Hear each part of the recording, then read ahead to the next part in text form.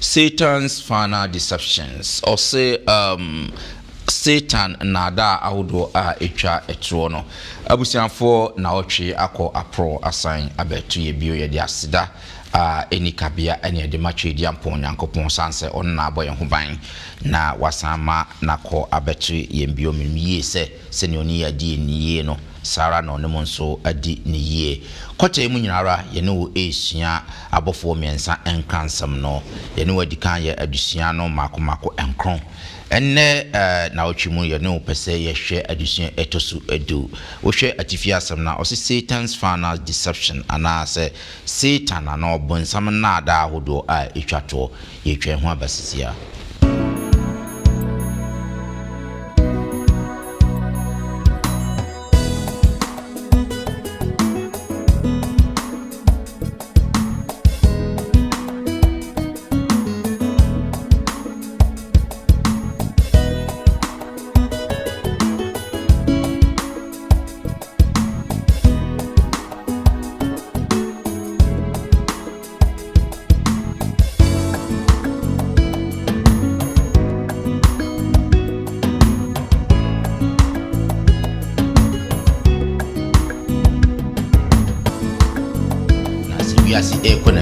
nada ben and not a form some edgy ebeba or chassis free Garden of Eden. Why the bit me a Jimmy a freeze up bonnet a hoarding yes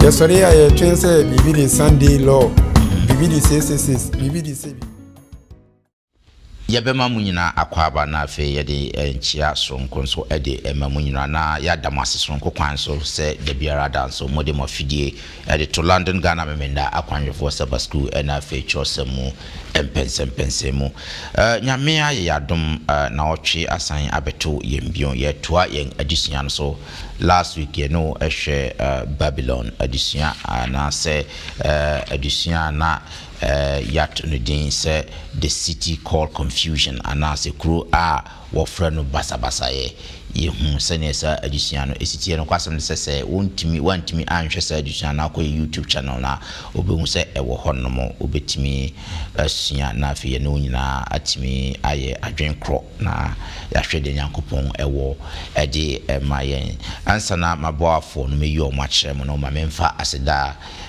pesi pa emfa matre bi yan TV Ghana sanse sa dwumakuo yi na omoso yasne omoboayen ema dwumadi ayeji omode ko wiase afana nyina ade emayen sa dwumakuo yi tre bi yan TV Ghana yi omoye ankrankran dwuma wonyem pemfaso nti ankrankran to boa kakra na de so omasene ma wotimidi ye de wo ye nti se wo tie na se wo hwen na hwemfoni na ni obo se omo number eda hono frɛ obi baje wo so kakra bia wo so betimi dia bo atre bia no fa bo mu na enam saye so Onyankopon ebehira wo para eye ma wie ne sadia ene ma menna ma begofo ye adi emfa nkyeremo na yemfa iti enno adusua enimo media musomfo Bismarck mensa ene Yehowa dom me wo openi Samuel ababio ekame ho e wa hase openi same yemo akwaba me da se ene so watimi abeka yensa e wa hase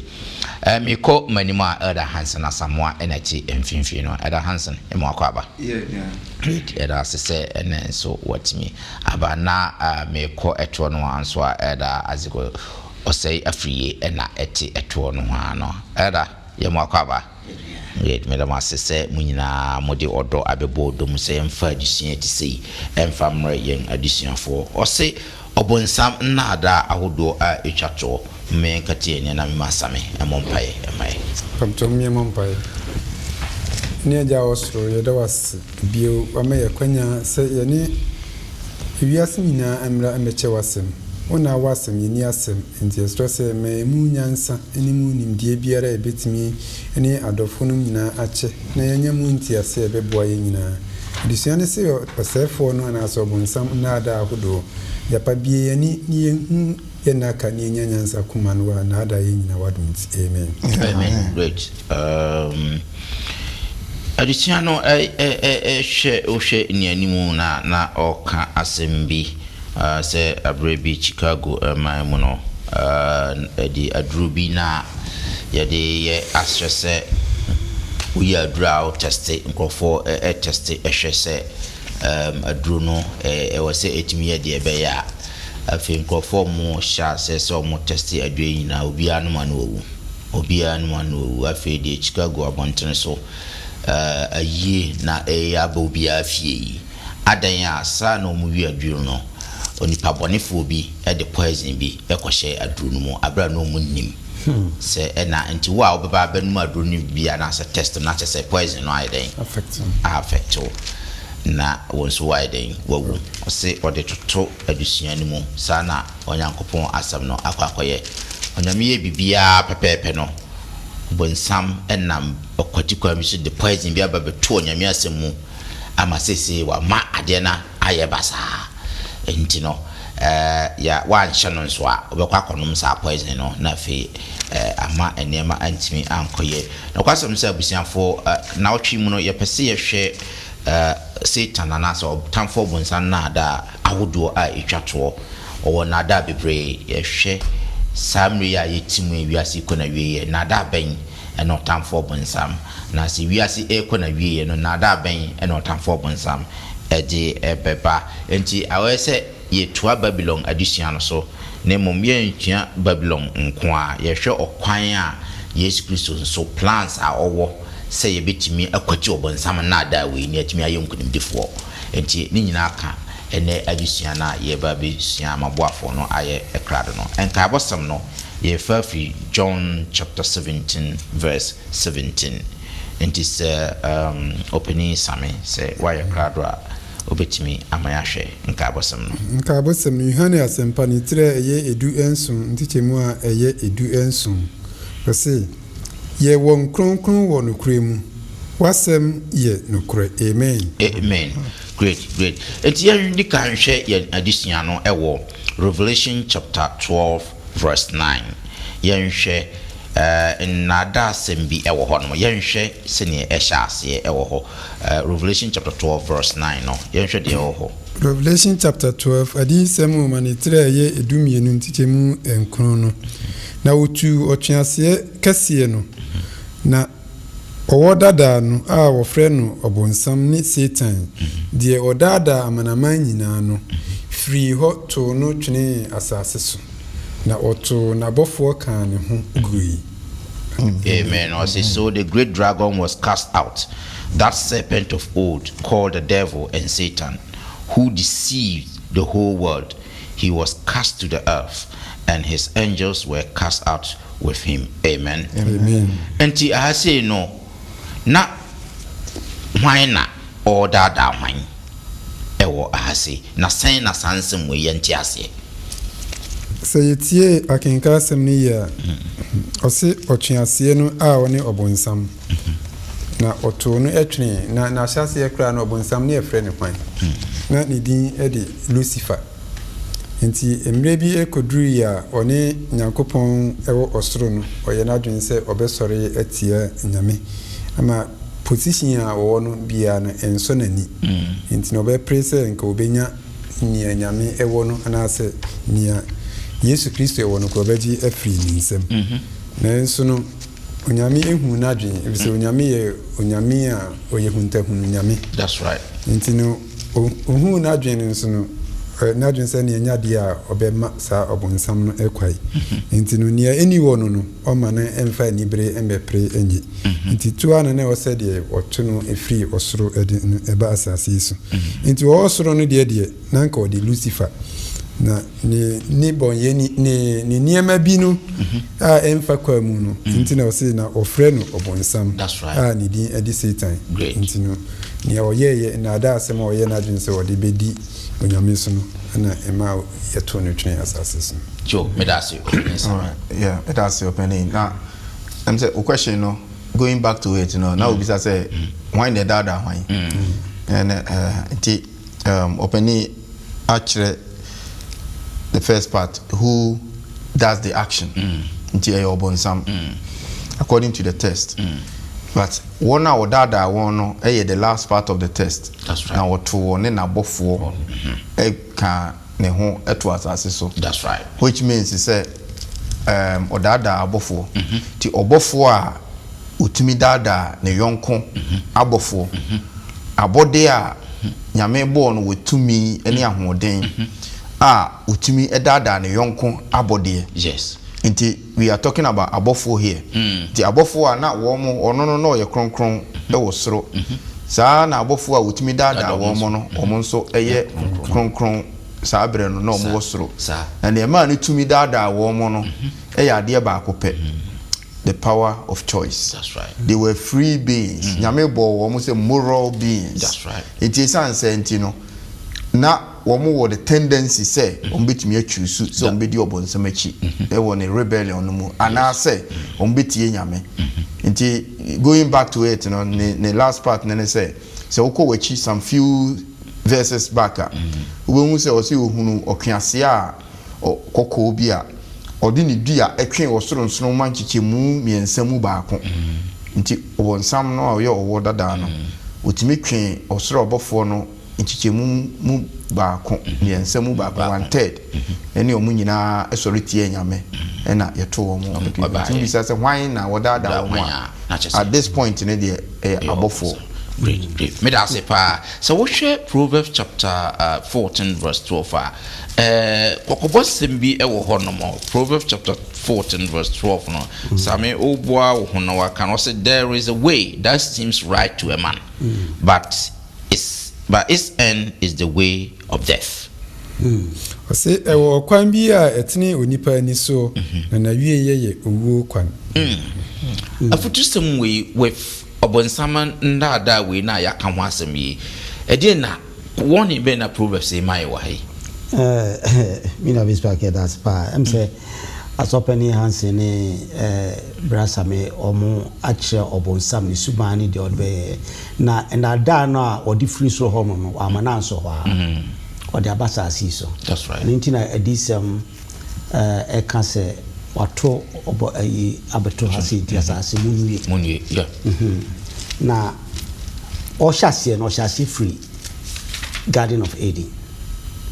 De Onyankopon ka kire Adam ni Eve se mo nye no ena obo modin se obedada onyame se duabe da mo beti mo bewu ono so ba no se mungu na mo be yese nti o twesti Onyankopon asem ena no na o to aso saa asem o ka kire wa hase no Proverbs no eya ade a e o se enipa ye wasasi so no ye yahwe yi. That's right.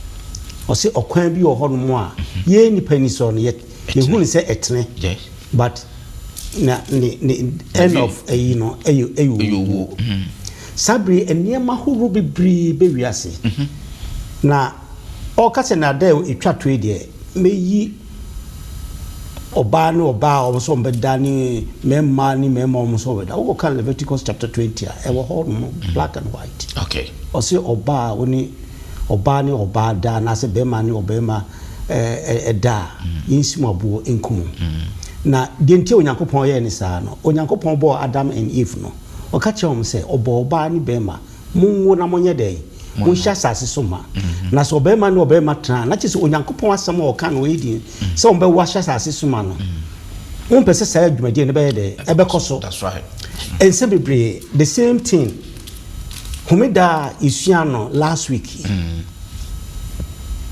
obonsama timi adada nipa ma se ye befa eda wotwe day di kan ne de ayede ye de aso nyame na se do mo sika no jese Yesu Kristo ewu sore na wotwe day di kan nti Yesu Kristo ewu asore dia ade nti na da Yesu Kristo ewu asore no mo me yemfa nsom no so oka sasimosi a etaso mu si Yesu Kristo wu ye no o sore na wotwe day di kan nti se peda bi ase de besom no a ade na mo me yemfa nsom no na we go back to history so a time Constantine esisa da no 321 AD no o sisa memenda na e de kwakosia na o se se nipa ni bebri ababaji osumnadi na na o mo so kwasia da ne o mo da o mo de som o mo ewia no nti se nipa ni bebri abade a ade ntina ene ye nyina nkonkosum kwasia da no which means asema wo kan no eto asomu mu but eno na proverb e kan na so mo e ka che say okwan bi o ho no mo a it seems right ewo nipa ni so ewo nipa ni so but the end thereof no eyu nti onyankopɔn hwɛ sɛ ɔno na sam a waka no ɛno ne ɔsi gyina so de adwuma. That's right. So entimi sisa onyankopɔn asem because we ne sa you touch the sovereignty of God. That's right. Na ɛno nso ɛna de wobɛkɔ wo mu wɔse bɔne akatua ɛne de ɛne wo so yeah Bismarck mami in fact to me can we who say there is a way that seems right in the sight of man yeah. But na we you know it's tough. There can be there were a lot of examples both in the Bible and ourselves. Yes. You be brave. And no na ya na yeta friend of presumptuous sin. Sin of presumption. Ya na you presume say we dey you okay. Yes. O we dey nyame ofane say you oh nyame kura ate ase. Oh nyame kura say nka we dey na say nyame kura say obi kura me ka say ne kura na ye kura Bible kura nka we kura nyame kura o nye ni say. Exactly. But I see you who say ne opani kan no. There is nowhere unyame be lower the standard because of wo wunti David enti unyame na hwehwe say wo be fit into ono ne standard no rather than say wo wunti no and I me nti obe near me because I cherish something and I mean near homodin bi nti no me lower nti Paul upon your Paul kiro ye nyina say oh me man hunu for when the betimi age me afiri sa bone ahoden mu yes asidan kan yankopon na ne ba Yesu Kristo say wage me afiri mu yes the presumptuous sin the doso if a presumptuous sin or see ohunu aduaba no eye nani wa kono na eye no fe na eye na kono so say wudi e be ye de presumptuous yes to feel say we de metibi aduaba keke de metibi di a enye hwe na ne okay me the experiment yes onyankopon ka kire Israel for mamumfa mo nsanka apomadaka no uza say ekoti ahwe there is a way that seems right so what to nipa brabo ho a nke ye right say apomadaka ekoti ahwe na uza den nsa bekwa akoka but nyame bo no hwe ho nyame say so okoi kumobia ene mmoa nyina okodu ye mmoa no soso Israel mmoa na ewo ho no kese ye wo mu party say nketo a okohu ye soso o say we dey mahunu mmoa fefe say dey medical bo o hye afode a onyame adi beje there is a way that seems right onyankopon say city yes ne affordable yes there is so much of it e be no my example no aya na yegina so an say oh yesu wi no sorry consider ye dey onano a enye hwe it seems right ne o kan nyina make it right but that is not what the Bible has said eti nyame asem so you bet me the antidote no a or say immerse yourself much in the word of God. That's right. Yesu no ankasa na o ya asem no oba yempo bonsan be so no hwe no ogina says the Lord ti yemfa nyame asem enyi obonsam yes ye ni so de it will seem right but in the end no e de owu na bebre na just we him in the no share no say enada ani ba say wuni ni ade be yi anu a untimi hu se enada na say nyame asem no mum na e betimi de hu se ne e be no me de compare ne nyame kan na nyame de the okase invest in the word of God na say usua because one hwe yi a obakwa kofa counterfeit but for you to know the counterfeit no ehun hia so obakwa kusia counterfeit yes you have to learn the original great so usia original na yes counterfeit ni ba obi hu me da mo ase yen hwe atro dada ifa efre say anguda ho no the old lies of immortality yen hwe sene Revelation eka assembly e wa ha say Revelation chapter 16:13 and 14 no Revelation 16:13 and 14 and Revelation 18:2 and 23 yen hwe nsama e wo ho no mumienti onyame asema di semu ma ne tre ye edu nsianti chemu a eye edu miensa ne edu nan no osena mi hunu ahunhun fi miensa a wote se mpunkyerane se wo fi ochiase no anumu ne aboa no anumu ne adifo atrofo no anumu na woye ahunhumone ahunhun a woye nsankyerane na ofri ko wiase nyina ahemfo nkyɛn kɔboaboa wɔn ano ma onyankopɔn ade nyina so tumfuo no da kɛseɛ no mu kono nti yɛnkɔhwɛ nea ɛwɔ 18 edun wɔtwe ntiche mu a ɛyɛ mienu ne aduonu miɛnsa no nso no wɔse na ɔde a emu yɛ den tia mu sɛ wahwe ase babɛɛ kɛseɛ no ahwe ase na adane ahonhommɔne tena berɛ ne ahonhomfi nyinaa ateɛ ne nnomaa a ɔyɛ fi na ɔkyiri wɔn nyinaa ateɛ. Afei 23 no nso ɛka sɛ na kanea han rehyerɛn wɔ mu bio mesi so bio na kanea han renhyerɛn wɔ mu bio na ɔrenti ayefurokunu ne ayefuro ne wɔ mu bio ɛfiri sɛ wɔadwadifoɔ yɛ asase so nipa akɛseɛ na wɔde adutuo adaadaa amanaman nyinaa. Amen.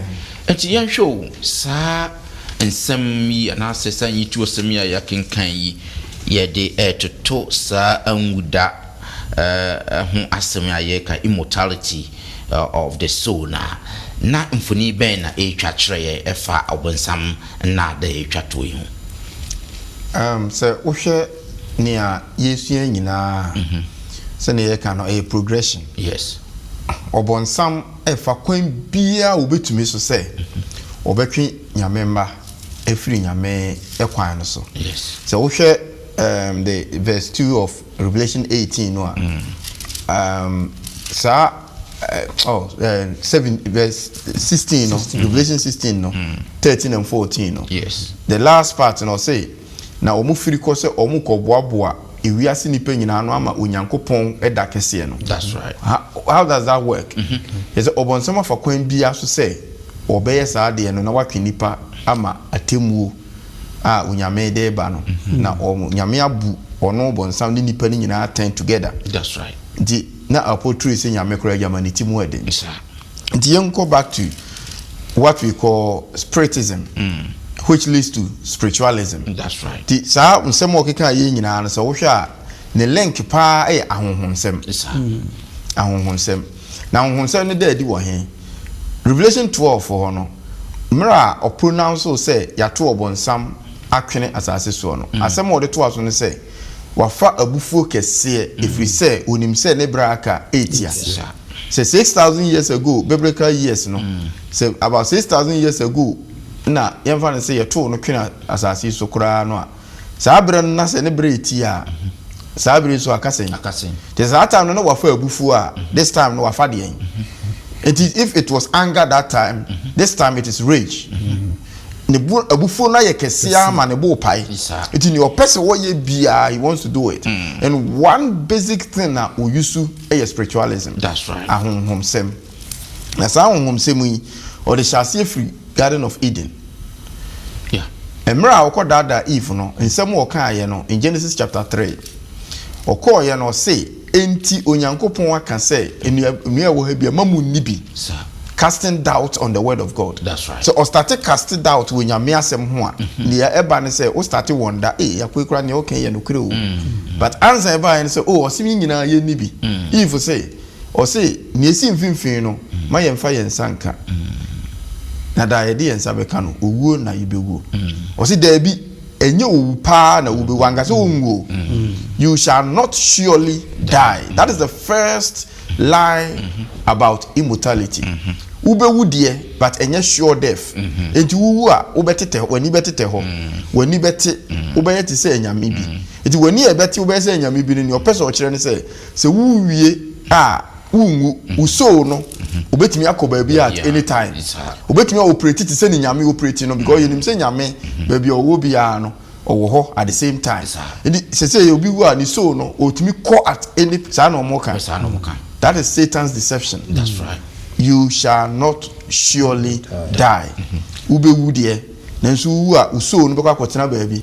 Ɔno ɔhɔ a obetimi kura ba fie ugya ɛtɔ ɔhɔ obetimi abedi bi no wakɔ. That's right. No akeka wa ma unim say funny enough no in every culture or dispensation say believe we upon some dey bia obi akuma enfa so ye broni enfa so ye bibini enfa so ye Ghana ni enfa so ye Ghana ni o ye akani o ye nkrani whatever tribe you come from, this particular lie has gone to every culture. Yes, obi agidi say uwa uso obi e kotina baby I don't know how the lengthy quotations no ma ye no or say ahonhomfi eti se mponkyerene efri aboa no enum aboa no eye ally of Satan, yeah. If you are tradifo no enum atradifo no represent Protestantism. Protestants are omuto omu efri Rome mu a aboa no mu a actually still they were holding on to false doctrine of of Rome omo enti no omo eye anwanwade yes na esan free so miensa efri aboa no efri otwease no ankasa na after D4 no enti the dragon himself no SPT spiritualism yes aboa no the spiritualism by sa na after D4 no false prophets no omo so de ebi by what that test no say obeye anwanwade senkyerene yes ema nipa nyina edi akire Revelation 18:2 ne say na wo mo no normal ewo ho ni nyina o ka ho asem aba Babylon ni nyina no abeye tenabia ama ahomfi. That's right. Ene normal ukire ahomfi ne kire say the evil spirits are operating. Yeah. Na kwan amofa so ye ne ye kwan a ye befa so ayi nyame mba adwen afiri nyame so through false doctrines like immortality of the soul. Nipa wu a onwui ti yankenkan bi ne Bible no so sesen Ecclesiastes 9:5. That's right. Bible no then wakafa onipa wu a wasetena mu ti sen Ecclesiastes 9:5. Osena atiazfo nim se obewu na wufo de onim bibiara na oni akatua biara bio. That's right. Na ne wure afri won nkaye. There is nothing. That's right. Uwu a wo twen. That's right. Job 19:25. Job 19:25 to 27. Job 19:25 to 27. Na me die minim se meje 40 ase. Na awiye no obedi masem amame wo asase so. Na wasai me widie na wasai me widie sei akire no. Na mefri me honam mu afi ahunu nyankopon. Good. 27 na etwato no ono na miara mehwe no mafa na maniwa behunu na enye ohohu bi. That's right. Mesawa resa wo ni mu. Amen. The Job person o kire ne say sabre die me wedi asai enso time bi ba me koda na se ebre no awieye no me a me sori wo honam mu biem enso nya honam a me de koda ya obesesa na ye no foforo na me na maniwa be den abrebe na o se naniwa behu Nyankopon ana obehu no awurade eye bre a obesori afiri awufu enye bre a wawu no na ne kra ekọ na heaven tenka ye po obi a ne kra be ko heaven straight and get Job because Nyankopon declare so ye den o ya kire ni enso Job say minimu say ebre bi ba me sorry na maniwa ezenka nipa wu na senka wu ya na wakọ hell na heaven dia enenka 1 Thessalonians chapter 4 verse 16 and 17 na urade no ade osebo ene tutobento nia of venue tobento na Kristo mu awufo be sorry kane na wona ye na yete ase enso obeto ya nimu so a yasesa ntem so se ye wu na yete heaven anase abonefo nso awu te hell Yesu ba wo ba hefo na osia benya ne wo mo na ode o mo akoyi. These are some of the things the Bible says say onipa wu a wawu obonsam se da bi owu a ne so obi kotena ba bi dini nyina comes into the same thing. Omo the secret rapture abehiem wo ho omo the spiritualism normal ho do bebre tiadofo omo ye hye ne nso say Revelation 14:13 di kwato say na mete ani bi efiri osoro asori fie ho na oka kire me se kwiro na nsemu yi ye no kore nhira ne won a wawu awurade mu seesei na wo be home afiri wonyuma ho na wonyuma di won echi. This is something wo ko home you are sleeping nka wu na nka won ko home na akotena ba bi dia nka won kan sa ti adof mo me fa Bible no encounter that spiritualism. Great.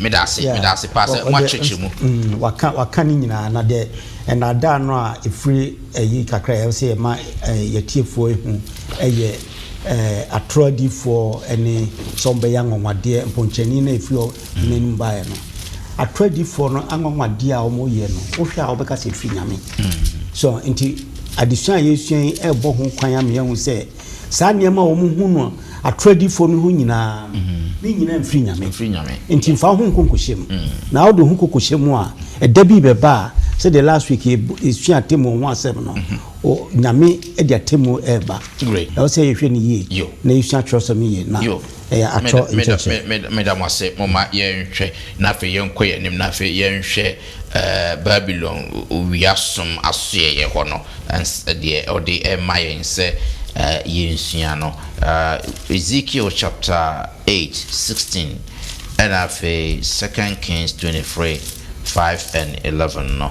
yenhwe nsamo a ewo ho no mo Ezekiel chapter 8 verse 16 yes ena odi mi ba awurade fie mu fam agbanwa so na hwe awurade asordan ano ntono ni aforibochia no entem no merima aduonu num a won akiri kire awurade asordan na won anim kire apoe resori awia nie So he brought me into the inner court of the Lord's house, and there at the door of the temple of the Lord, between the porch and the altar, were about 25 men with their backs towards the temple of the Lord and their faces towards the east, and they were worshiping the sun towards the east. Okay, to our sooner near war 2 Kings 23:5 no and 11 no so 5 no I say na otutu asofo hunu Yuda ahemfo sisi na ohye nuhwam Yuda nkronum ni Jerusalem ho sronsromia so ni won a ohye nuhwam ma bar ni oyua ni osrani ni osoro nsunuma ni osoro asafo no nyina afi yejon poko 11 nso a na oyi aponko a Yuda ahemfo di ama oyua no awurade fie no ano di ko opiani Nathan Mirak da a ewo akiri abanwa no na oyua ntiase nam no odi oja shi amen. So then he removed that 2 Kings chapter 23 verse 5, and then he removed the adulterous priest whom the king of Judah had ordained to burn incense on the high places in the cities of Judah and in the places of all around Jerusalem, and those who burn incense to Baal, to the sun, to the moon, to the constellation, and to all the hosts of heaven. Amen. First, send Ezekiel. First, send all tro abosonsum ewo Babylon no send na o mfoni be na opeso twahre yen wa hase. I'm said there all ka ho nyina ani se onyame a ona metumi na hodin so eyi Israel for mu free Israel ode se de no anasem ekire se ode nsem odin agye mu na mahu onyankopon tumi na mahu de onyankopon tumi ye na fe de mo tan ne mo back to onyankopon na fe mo kutu awia nso onyankopon yi na eyede eboy na sadne ma wi akoso a osi ohwe Egypt, Assyria, any Persia, any Babylon sabosumsumi yade bia ekoso pa bibre na be ye famra fom sabri ewiye bri mu ayewe no ede ebosom ene yeso ye ohoni bi aye sorry a ye kokoto no anase edien na se usua adisua no a ekire se sabri no ye contemporaries no enema bi a de aye bosom enema bi a ye yankasa ye cherish no more than onyankopon so eno na ye osi ye hwe ho asem ne de ne ka na enipa etwe ho efiri ho efiri se nyame se maye nya nyame fufuro bi enye den enka no ho na wose mamu nye bibia say ye was soro and I say what for man I say won so ase na mo nkoto no if you say eno na ye onyame and the ball sa ne ma no yes na ayade ba ko a eye onyankopon achiwade eni nti otu ho ye fo say ade bia ye besom no e de a chen ono no e wo say ye den ye twe ho efiri ho nti Israel for course so a mo ye because say Moses ekwakoji 10 commandments on buy na o ma ye o ma gije man ko ane hwan for the ayo huni e de ne siye ade si ho no na ye poto nti onyame twe adwan sisu say e bra ye wo mu yi no ye nhu say ye wa bosum bia ye kwakoto no na say the hands in the kan spiritualism ni occultism ni ma ho bebre ene nipa edi akire na apo nyankopon na no na wotu afusa adisuan mu se yenhwe ne ye na yentwe ho mfiri ho amen akra me de ka ho se ye kai Romans chapter 1 verse 25 no say if he say was san nyankopon no kure no gi atro na wo frɛ no osun abodie sene oboade a usida no da that's right to de bia said ye elder kana yani the bigger picture in the past but currently and as a contemporary no yani a yehie mu nyina na asadofo a yetie mu nyina no yanhwe ebema ewiase de na obonsam de ewurowura mu no ebekate yani yes into the rare one ye no kure no wanhwe a ye hu said the omani ekire awia yesore a ye twen say bibi de Sunday law bibi de say bibi de say ni nyina ye no kure ese ebeba nanso ne ye de ye hu awurawura mu nti ebre no kure ekwa ye hu afi no ne enya no kure no obonsam ade awura ye mu a ya gie atum se ye no kure na ka se ye practice no wase no bi ni ya ni ya ye compromise ye ni ya safo mu ani wiase mfana nyina dodo no ase ye dodo no ase ye de ade na kakra bi no unye mfa na ye de na ye de democracy ba abe cover exactly into no yenye careful yo me da se fa em say say ne ye kana disua no ni nyina emuna ye we what we want to understand me ankasa me fair free munie Satan's last deceptions. That's right. Obon sam na dark sia itwatwo ewo awiye brem medikan aka bi mesin aka say ye to no twene ye no o say wa fa abufu kese ofri say wonim say ne braka 8 ya say wo bobo na 41st half na players na ni abre na o mo say o mo braka 8 ya edu 90 minutes ya 5 minutes na ye de beto so no e ya na itisen Bon ko true kura no modern ball boys no mu die mika o mo na ekofa to me fab ball no na watu bi atoba it tells you say obon sam ba bia waduro no ye wo more than extra time yes because enche na yesu 1844 and ye say the 2300 year prophecy no na atemwo ashase the investigative or the pre-advent judgment it is since 1844 pre-advent judgment no ye adwuma de a sabre hina ye wo Jesus can come today. Now, men submit me that is where the whole thing is. So when someone increases the volume and the veracity of his attack, what man is very high. Now I don't know. Minia can see he say, "Yeah, so I am free the time." Do you know what time it is? A Christopher, signs of the times is always everywhere. To remember back to Ezekiel Asemno. Ezekiel was a contemporary of Daniel. Enti mira na Daniel wo nkoasom wo Babylon na oye odifo no. Sa abre kro no na Ezekiel nso ye odifo ewo Jerusalem. Emra ono wa nkoasom mu bi. Enti Daniel wo nkoasom na Ezekiel ewo efie. Wo mo aka fie the remnant na kai na oye wo mo difo. Now, look at the contrast there wa. Daniel chapter 6 verse 10. Maminkan. Daniel says 10. As ADBC. Yes. Or say, Emra Daniel, Yesha Emrase ma ubi a mompaye and chile ubi. Yes. Says 10, they said, now when Daniel knew that the writings were signed, he went home and in his upper room, with his windows open towards Jerusalem, he knelt down and his knees 3 times, on his knees 3 times that day, and prayed and gave thanks before his God, as was his custom, yes, since early days. Ti ofiri ne nkora abiri mu nyina no na obɔ mpaye, but there is something else yɛsen ase wɔ ha. Yes. Ne mpoma no na ɛkyerɛ he Jerusalem. Before Yesu bɛba no na onyame say Jerusalem ɛyɛ ne fie. Enti Jewfo no nyina ba bia wo bia no sɛ wonni Jerusalem kuro no mu a wo bɔ mpaye fo woni kyerɛ Jerusalem. A symbol of say wonni nyame wɔ connection. That's all.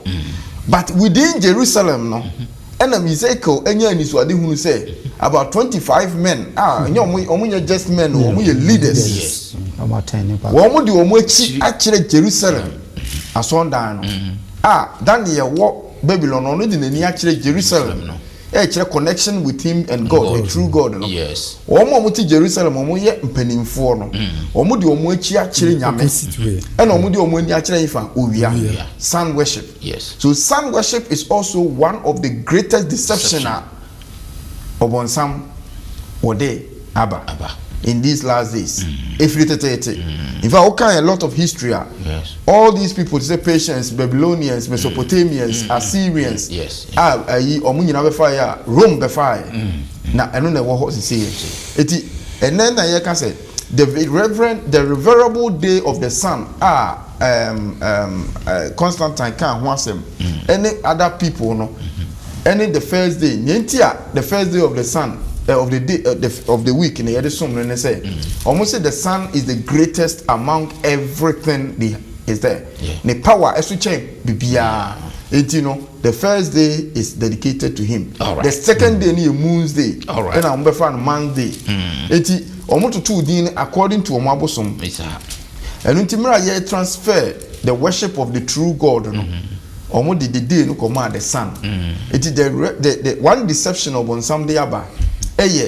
Substituting the reverend day of the sun in place of the blessed day of the Lord. That's right. And order for making and yes, I said you some any other day we are talking about the truth in the Bible. That's right. And the deception of on some day aba. Who say spiritualism you one. And a sun worship. Yes. Na ni nyina so ejina ha ema wona wapo awurade de wachi akire nyankopon na odi wonim esom owia. Sometimes you don't know. Many people are worshiping the sun in the sun na omunim. Enu ti ebedru ho e bia the next step no. Yenhwe Ezekiel de Ezekiel chapter 20 verse 11 to 13 no. Yenhwe asama Ezekiel eka ewo ho no mo. Pamchomo mientie onyame asem. Na mede mahyɛdeɛ ma wɔn. Na memema wohunu atemu die a ɛsɛ onipa ye a onyamu nkwa no. Nanso mede me home na ma wɔn. Sɛ enye me ni wɔn ntam nsankyerɛni.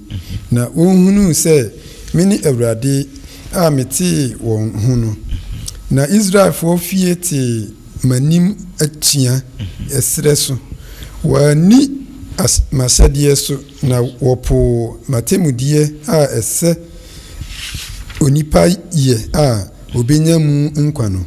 Na me home ndanso a ye home da no ogu hu fin bebree. Ɛna me se me hwie manibre agu wɔn so ɛsrɛ so na madwire wɔn. Nanso midin nti meyɛ na ehu egu fin. That's right. Amanaman a miyi won anim no anim.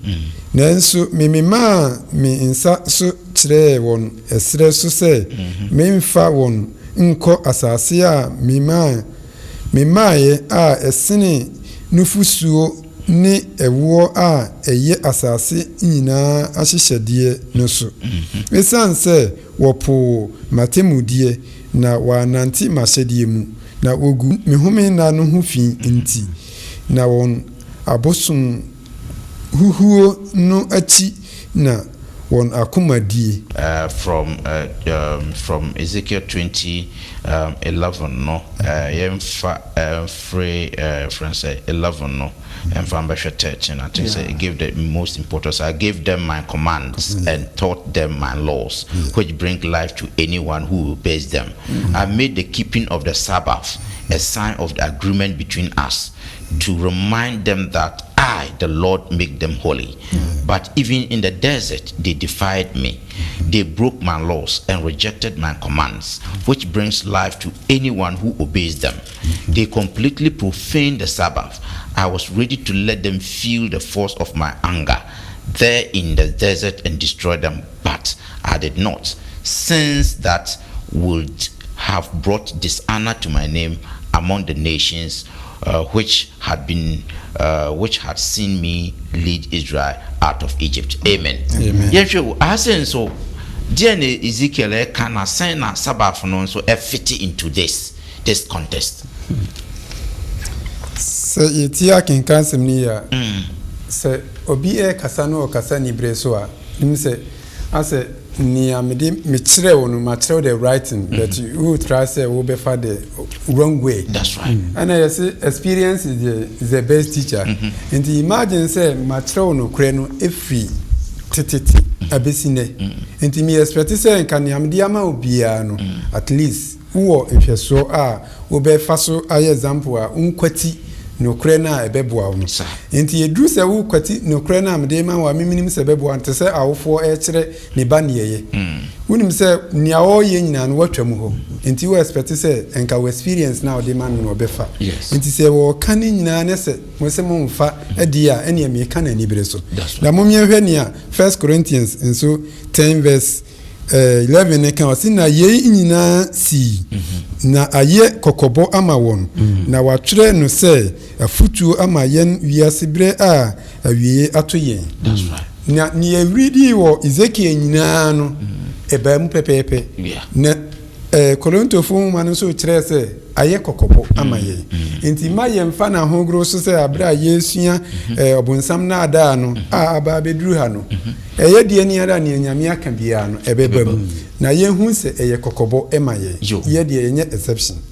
Me da say all right. And so near openia kan odofo near misua free mu nie na near me pese me ne o esua nie. Yes. In everyone in a winyame ama wo Bible mu bia no there is an appeal. Yes. Oma one in bia there is a loving and gracious appeal, merciful appeal. 3 angels messages here yesua nyina no eye an appeal eye kokobo a odebo say obroni say to be forewarned is to be forearmed.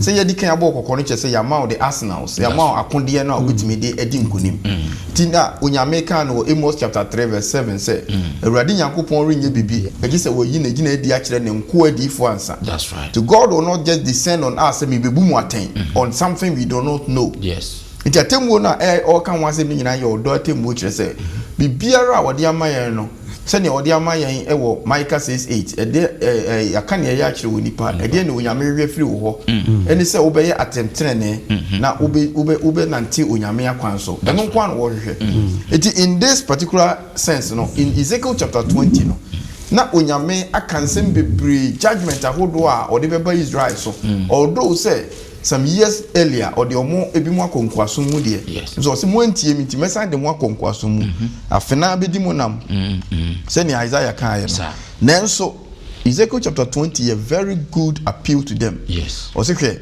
nka me de memra nsem a enipa di so a wodi otrase nya nkwa no ema won so ogumani mu ase na nka ma hye me kum se mka me ba be sei wo mu nyina na me ya me trase gwen se nyame na e ka se yo se me yesa amanamaya hodo a enti me yi Israel me de omu free Egypt o mu ate me nka no de no mbeka. Yes.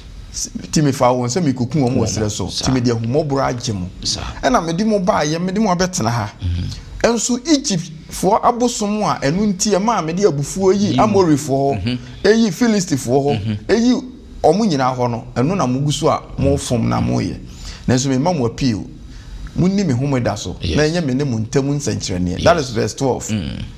Now verse 20 say and yet obey my Sabbaths, observe it, hallow it, so that it shall be a sign between you and myself. Na enye me ne mu ntamu nsankyerene ti ade opa wo hwa na hanya me wo ho eye homeda no ana omo buso no again eye abosonsom a omuguso efie bia kofa boso ma be she ne fie. You don't regard the creator God. That's right. Adofo ne ye kan nyina no ebia ne wo mfa bibia hye wo fie ebia wo fie se wo sum nyame pa ebi kura wo di homeda nti wo fie se wo awie. No, it is a holistic approach. Yes. nti mame go back to Ezekiel 8 ho no ɔsi na ɔmo achi ɛkyerɛ asɔre dan na ɔmo anim kyerɛ ewia saa nkurɔfoɔ na ɔmo wɔ he Jerusalem ne na onni Jerusalem no na nani ɛyɛ den ɛhwɛ Jerusalem then they can kyerɛ yɛn there are people who are not within the Adventist circles ebi kura na ɔmo nsom homeda ene enso ɔmo te sɛ Daniel a ɔmo ani kyerɛ Jerusalem nyame hu ɔmo sɛ ɔmo yɛ atenenefoɔ until say the watchman cry no beba the midnight cry no na wɔn nyinaa ɔmo aba no wɔn no obi ani hɔ a obetumi ebu obi atɛn nanso ɛyɛ kɔkɔbɔ na yɛma obi nso te ɔsom no mu wagye atum yɛ jiwni minka jiwni in contest anase wagye atum yɛ Jerusalem mpanimfoɔ enso ɔtimu nso no n'akyi ɛna akyire nyame na n'anim akyire awia eti this appeal goes to both yɛyɛ yɛwɔ mu ɛne wɔn a ɔmo wɔ Babylon wɔn nyamaayɛ no onyame wɔ dɔ a ɔde bɛgye yɛn let's all come to the grace na onyame yɛ appeal sɛ ɔgye yɛn ama ne ho yo me that's other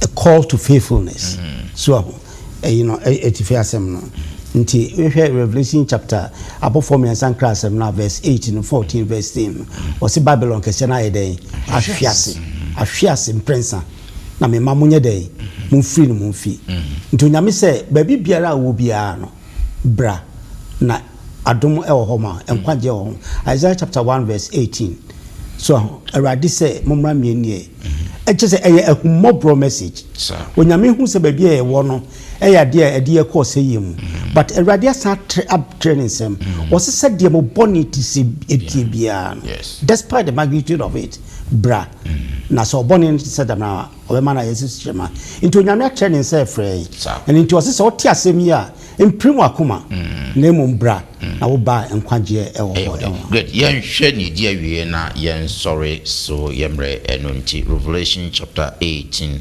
verse 4 and 5 no yɛnhwɛ ɔtoma a Nyankopɔn ɛtoa ma nipakuo a yɛwɔ hɔ no yɛnhwɛ saa ɔtoma no adisɛm wani tire di edun ɔtwe ntike mu ɛyɛ ɛnan ɛni enum no na meti ne foforo firi soro sɛ memai mumfiri ne mu ne mo anya ne yɛ bɔne no bi na mo anya ne haw no nso bi efiri sɛ ne yɛ bɔne atoɔtoa abeduru soro na Nyankopɔn akai na mumuyɔ asi amen nti ɔtoma bɛn ni saa ɔtoma yi sɛn na yɛnye no na fe yɛmfa nsɔre addition this is about send okay and say grace for obedience say you betimi adi onyame ensem so a adom enti na Ephesians 2:8 ne say adom no wode agye mo nkwa enfiri nyuma mu na manfa ahoahoa mo it doesn't mean say ensese ye no ye pa edi nyame mra nsem so if you say what to aso a verse 10 ne say na wasesi yen amanyuma pa enyina enti ode adom yen say nka ye na yetete Babylon yena nka yeti obonsam empochire mu yena nka na yense bi yenka ho na ode na dom no afre yen se yemra na emenya da kwanchefa no bi no esese yenso yekɔ ne yenso yeto nsa efre yenuanom ye nyina edi buenu bom asɛm no nyina ne se yepese yenya saa otoma no a eye nyame mra nsɛm no so die ana se yebetimi aye obedient to the law of God. That's right. 1 John 3:4 ne say bone ene mraton. Yes. It is say ofre yansi yemfiri Babylon na ya anya ne bone ni bia ne bone ne yesa ne mraton no na oka na say mra ben ya wunyame mra. So if we continue to break God's law then we are partaking in Babylon's disobedience. Then na oka ho asem. Na kian ne ken Babylon se obetwe na so na mo anya na so twen ni bi efisa ne mraton ne na mumuyo ne bone no afura be den abedu manim se ne okafa Sodom and Gomorrah ho no se ne okafa Noah pre antediluvian time no ho no bone ne to so a Babel the same thing nyame se hwe omo bedu manim enti me enko se omo kasa enti onyame se bone a ekoso na ne ekoso no eso chen Sodom and Gomorrah yes eso chen Noah penso de na ɔde adom na boaboa no ase wayi da bi asi hɔ a ɔde bebu wiase aten eti yɛn hyɛ ne nso sɛ all that we are talking about is obedience to God's law that enya adom as yɛtumi kakra mede ɛbɛka ho yɛ kyɛ nyankopɔn yɛ wɔdɔ nyankopɔn paa na ke yɛhwɛ nea yɛka ne Ezekiel na ne nipa so odin akwakoduro na nyame abufu ode ɛkasa sɛ mutietia mahome na so nanso mumie mfa toto awofo ho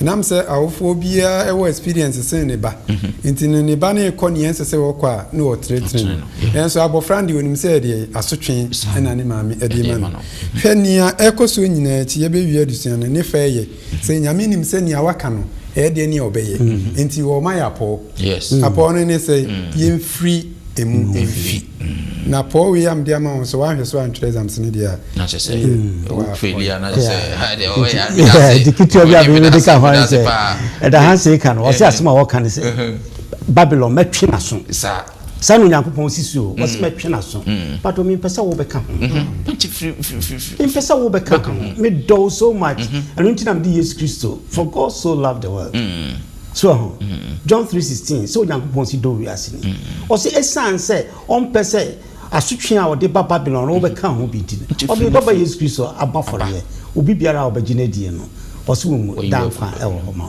enwanom sa bohye umpewe na opede me fa ya ho to yo medam ase moya de pa Onyankopɔn enhira mo se ne mo asi a ende adisia no aya futu sem ama yenwara bisia for minim ye se bia wo hwe ye a wutie afri bia won so sa adisia aya afutu sem ede ama opa ye de na otwe adisia no ede aba na wie ye in fact next week no ye be hwe ne etoso duba ko next week adisia no ye very interesting was the seal of God and mark of the beast part 1 Onyankopɔn so ano no ene aboa no nso ano no ya gina ye no ofen dikan eno na ebedikan na se ofen to sumienu nso ewo ho ba next week ye be hwe ofa edikan sa adusia we ne ya adusia bia no kwasem ne se wo se yetimi sua pa na ete ase na atimi aboa ye pa Onyankopɔn enhira munyara moma yenkate na maida Hansen enhira so ma ye mompa ya dofo ye da wase yewura eda wase Nyankopɔn osro mu sro enyina yiwa ye asase nso ebose ewo wanim wo ye hene mu hene ewura mu awurade ensem wati sei de wo yasomu dodo na ye krate ya ne ya me efiri se animdefo ene adefo ehwehwe nso wonya nanso yen papa hwe akoye a yenni mu hwe enso wadom yen akyekye yase yesrew se ma yen fantene mu na yen free Babylon fi na yenya ne boni ni bi na yenya na so twen mi bi odofo bi a obeti yen ka no fa won kronkron ma na nti yen ne tantan ne mom kronkron ne dede no Yesu Kristo ni boko no enkasa nkyere odofo bi a obeti yen ka na emma no adwensa kyera na emma no hu wasem ne yen fantana senhye won munyam de abodafo nyina obi a wokɔ ha obi mu ɔte nsɛm yɛn kyekye ne werɛ e wo Yesu din mu nti amen amen